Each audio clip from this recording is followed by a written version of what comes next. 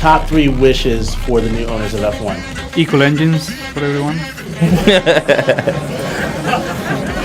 I don't agree with that one. Alonso, Ocon, Bottas e poi Lewis Hamilton, Fernando Alonso vince il Gran Premio Regio di Gran Bretagna.